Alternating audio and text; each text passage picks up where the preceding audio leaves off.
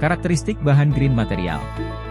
A. Ramah lingkungan. Bahan green material umumnya dipilih karena dampaknya yang lebih rendah terhadap lingkungan. Mereka sering diproduksi dengan menggunakan bahan baku yang terbarukan atau daur ulang. B. Kesehatan. Bahan green material seringkali lebih aman bagi kesehatan manusia karena mengurangi paparan terhadap zat berbahaya atau bahan kimia toksik. C. Efisiensi energi. Bahan green material dapat membantu dalam meningkatkan efisiensi energi di bangunan atau produk karena sifat isolasi yang baik, atau kemampuan mengurangi konsumsi energi. D. Kualitas udara dalam ruangan. Bahan green material dapat membantu memperbaiki kualitas udara dalam ruangan dengan mengurangi emisi zat berbahaya. E. Daur ulang. Bahan green material sering dapat didaur ulang dengan lebih baik, mengurangi limbah konstruksi atau produksi. A. Sumber bahan baku. Bahan green material sering dibuat dari sumber bahan baku yang berkelanjutan, seperti kayu berkelanjutan, daur ulang logam, atau plastik ramah lingkungan. D. Sertifikasi. Bahan green material seringkali disertifikasi oleh lembaga independen, seperti LEED, Leadership in Energy and Environmental Design, yang mengukur tingkat keberlanjutan dan kinerja lingkungan. C. Efisiensi energi. Spesifikasi bahan green material mungkin mencakup nilai-nilai seperti air value untuk isolasi, yang mengukur kemampuan bahan untuk menjaga efisiensi energi dalam bangunan. D. Kandungan zat berbahaya. Bahan green material sering memiliki batasan terhadap kandungan zat berbahaya seperti formaldehida, VOC, volatile organic compounds, atau asbes. E. Siklus hidup. Spesifikasi bahan green material dapat mencakup informasi tentang siklus hidup produk, termasuk berapa lama bahan tersebut akan bertahan, kemampuan daur ulang, dan akhir dari umur pakai produk. D. Konsep green material atau bahan bangunan hijau mengacu pada penggunaan bahan yang ramah lingkungan dan berkelanjutan dalam proyek konstruksi. Tujuan utama dari konsep ini adalah mengurangi dampak negatif terhadap lingkungan, menghemat sumber daya alam, dan menciptakan bangunan yang lebih efisien energi. Berikut adalah beberapa langkah untuk menyesuaikan bahan bangunan dengan konsep green material.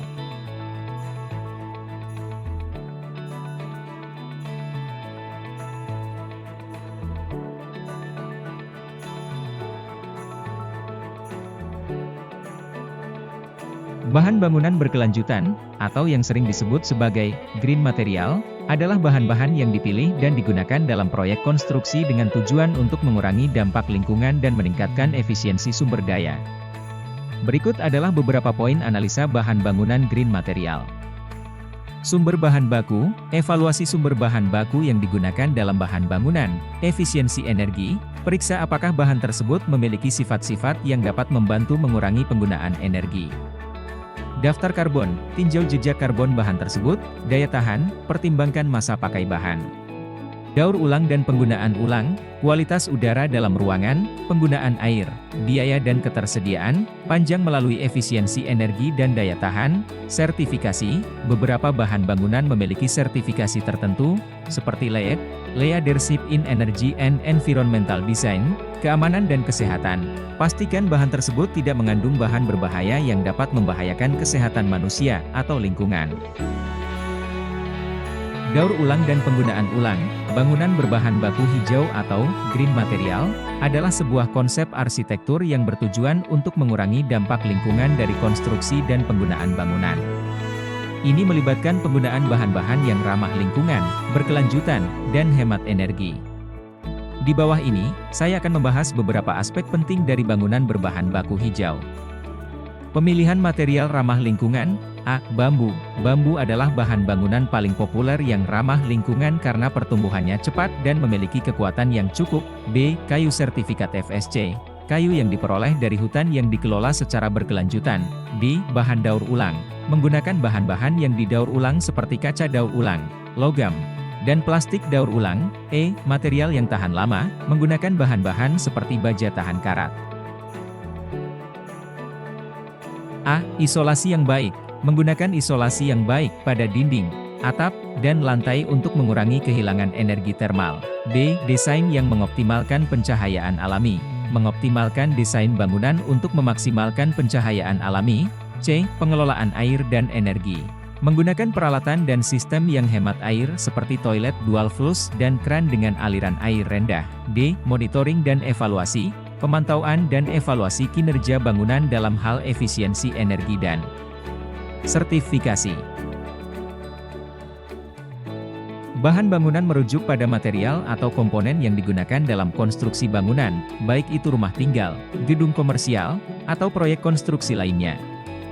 Bahan bangunan memiliki peran yang sangat penting dalam konstruksi, karena mereka membentuk struktur bangunan, memberikan kekuatan, stabilitas, dan juga berkontribusi pada aspek estetika serta dampak lingkungan.